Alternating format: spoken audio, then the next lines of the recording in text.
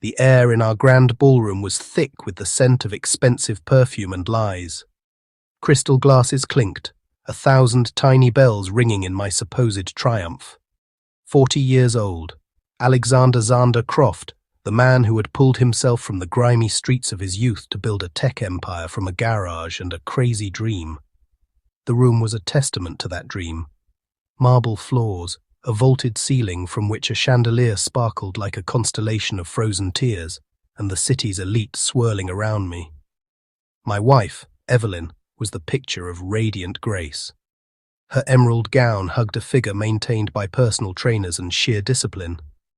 She laughed, a sound I once thought was music, her hand perpetually resting on my arm, a public display of unity that felt increasingly like a chain. Our children, Chloe and Liam, now 18 and 16, flitted through the crowd, their smiles as polished and vacant as the chrome fixtures. They were her children in that moment, through and through. "To the man who has everything," a business partner boomed, raising his glass. If only he knew. I had everything a man could want, and it felt like nothing at all. I'd felt the shift over the last 5 years. The warmth had seeped out of our home, replaced by a cold, transactional politeness.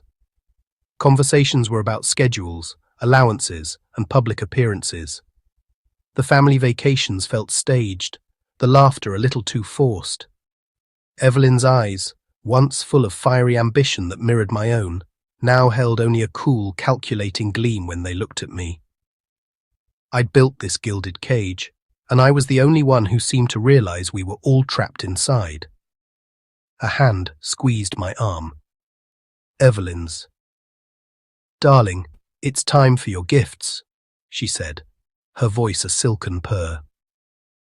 The crowd quieted, forming a semicircle around us.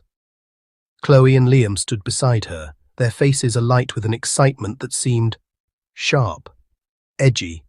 My heart, a traitorous organ, dared to hope. Maybe I was wrong. Maybe this was the night we reconnected. Perhaps their gift was a trip, just the 4 of us, like the old days before the money and the mansions. "We've been planning this for so long, Dad," Liam said, his voice cracking with what I now recognize as barely contained glee. "It's the ultimate gift," Chloe added, a smirk playing on her lips. "Something to really set you up for your next chapter." Evelyn presented me with a long, flat box tied with a simple black ribbon. It was out of place among the glittering, ostentatious wrappings of the other presents. A cold dread began to coil in my stomach, a serpent waking from a long slumber. "Go on, Zander," Evelyn urged, her eyes hard. "Open it." The ribbon fell away. I lifted the lid. There was no gift, no watch, no painting, no deed to a car. Nestled on a bed of black tissue paper was a single, thick sheaf of documents.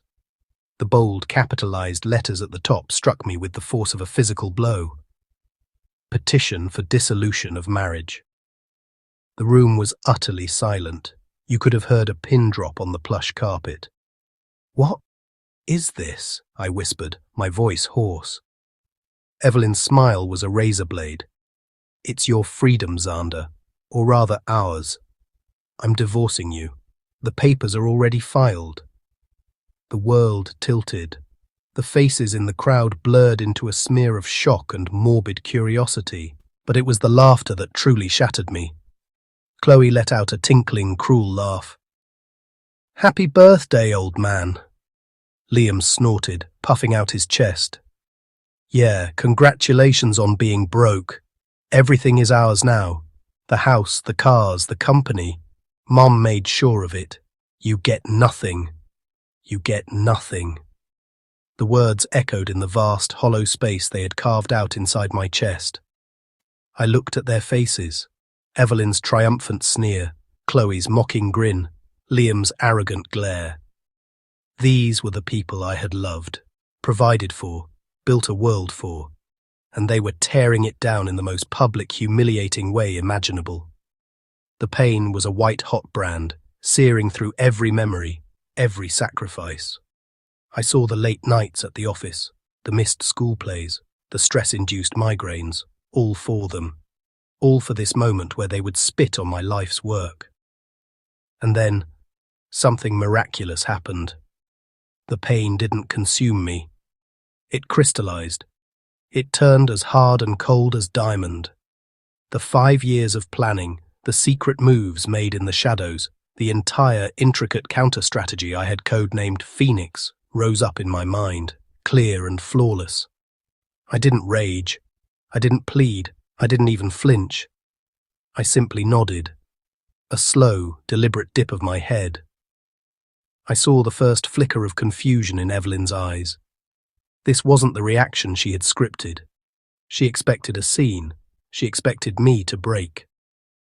I reached into my inside pocket, retrieving my fountain pen, the Mont Blanc I'd bought to sign the deal that made my first million. I uncapped it with a soft click that sounded like a gunshot in the silence. "Xander, what are you doing?" Evelyn hissed, her confidence wavering. I didn't look at her. I turned to the last page of the divorce petition. I saw the clauses she thought were so clever, the ones that granted her full ownership of Croft Technologies, the primary residence, and the liquid assets. The ones based on the fraudulent financial documents her lawyer, a man I'd paid off for years, had helped her prepare. I placed the tip of the pen to the signature line, and I signed my name, Alexander Croft, the same signature that had built an empire. I capped the pen. I looked up, meeting each of their bewildered gazes. My face was a mask of serene calm. "Thank you for the gift," I said, my voice even and quiet, yet carrying to every corner of the room. "It's exactly what I needed." I placed the pen back in my pocket, turned on my heel, and walked out of the ballroom. I didn't look back. I climbed the grand staircase, my footsteps steady. In my walk-in closet, a single duffel bag was already packed. A change of clothes, my passport, a burner phone, and a single encrypted hard drive. Everything else was just props. As I walked out the front door into the cool night air, I heard Evelyn's shrill voice from the ballroom. "Xander, you come back here. You can't just—" The rest was swallowed by the night. I got into the waiting car, not one of my luxury vehicles, but a simple, nondescript sedan I kept for this exact purpose. As we pulled away, I took one last look at the mansion, a monument to a life that was already a ghost. The gilded cage was now their prison, and I was free. 5 years. That's how long I'd known. The first crack appeared during a board meeting, a minor discrepancy in a quarterly report, a transfer of funds to a subsidiary I didn't recognize. I'd have missed it if I weren't a paranoid control freak who trusted audits about as much as I trusted a snake in a room full of mice. My chief financial officer, a man named Robert Walsh, who I considered a friend, had nervously brushed it off. "A new venture capital arm, Xander. Evelyn's idea. She said you were on board." But I wasn't. I went home that night, intending to ask her about it. I found her in her study, on the phone, her back to me. "Just a little longer, Robert. Once the new valuation is locked in, we can move." He's so wrapped up in his new projects he won't see it coming. Yes, the kids are ready. They understand he's been an absent father. They're tired of his legacy talk. I had frozen in the hallway, my blood turning to ice. It wasn't just the betrayal from Evelyn, my wife of 20 years. It was the involvement of my children, my own flesh and blood. The pain was so profound it was anesthetic. I remember sliding down the wall in the dark corridor, my head in my hands, feeling the foundations of my world crumble into dust. But a man who builds empires doesn't do so by being soft. Pain is a data point. Betrayal is intelligence. And I had just been handed the mother lode. That night, the plan was born. Phoenix. I would let them believe their scheme was working. I would become the distracted, work-obsessed husband and father they accused me of being. I gave them more rope, and they happily wove it into a noose for themselves. Over the next 5 years, I worked in the shadows. With the help of a brilliant, discreet forensic accountant and a retired, equally discreet judge, I began the slow, meticulous process of dismantling my own empire to rebuild a new one in its place. I created a shell company, Ethelstan Holdings, registered in another country. Through a complex series of transactions, I began slowly, invisibly, transferring the true intellectual property of Croft Technologies, the patents, the core algorithms, the proprietary code, to Ethelstan. The public company, Croft Tech, was slowly becoming a hollowed-out shell, a brand name without a brain. The money was trickier. I couldn't just move vast sums. So, I created losses. I invested in doomed startups, made bad bets on the market, all carefully documented and lamented over at dinner parties. "The market's shifting, Evelyn," I'd sigh. "We need to be cautious." I let her and Walsh believe the company's value was stagnating, while the real wealth, the future-proof assets, were safely tucked away in Ethelstan. The hardest part was my children. I had to watch them become strangers. I saw the poison Evelyn was dripping into their ears. "Your father doesn't have time for you. He cares more about his company than his family." I tried, in my own stoic way, to counter it. I'd ask about their days, try to plan trips. But I was fighting a sophisticated propaganda campaign with the clumsy tools of a hurt father. Their mockery and coldness became a daily torture, a necessary fire I had to walk through. The final piece was the divorce papers themselves. I knew they would strike on a significant, humiliating occasion. My 50th? Too obvious. Our anniversary? Too sentimental. My 40th birthday? It was perfect. Public, symbolic of a milestone, and a chance to truly twist the knife. I made sure their lawyer received the accurate financials for Croft Tech, the doctored ones showing a company on the brink of a major downturn due to my mismanagement. I made the company look like a liability, not an asset. They were so greedy, so blinded by their hate, they never dug deeper. They thought they were taking the crown jewels. In reality, they were claiming a crown made of paste, while the real gems were long gone. The first 48 hours were a symphony of silence from my end. I checked into a modest prepaid apartment I owned under the Ethelstan name. I powered up the encrypted hard drive. It held everything. The true financial records, the transfer deeds for the IP, recordings of Evelyn and Walsh's conversations, and the digital keys to my new fortune. Then, I turned on the phone. It lit up like a Christmas tree. 68 missed calls. The number was a frantic staccato against the screen. Evelyn, Robert Walsh, my home landline, Chloe, Liam, even Evelyn's mother. I poured a glass of whiskey, the cheap stuff, a reminder of where I came from, and listened to the voicemails. The first from Evelyn was triumphant, left minutes after I'd left. "You fool! You actually signed. You've given us everything. Don't you dare try to fight this." The next, a few hours later, was tinged with panic. "Xander, the lawyers, they're saying the company books are a disaster. There's nothing here. Where is the Ether project code? What have you done?" Then, the hysteria began. "Xander, pick up. This isn't funny. The bank is freezing the accounts. They're saying the assets you listed are gone." Liam's voice, young and terrified, broke my heart even now. Dad, what's going on? Mum's crying. People are here with papers.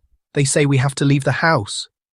Chloe's was pure, unadulterated rage. "You set us up. You knew. You're a monster.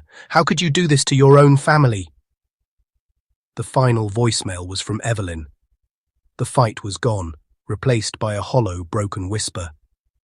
"Xander, please. They're taking everything. The house, the cars.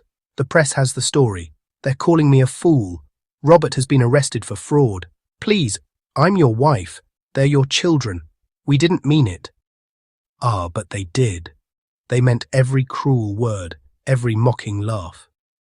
They had mistaken my patience for blindness, my kindness for weakness.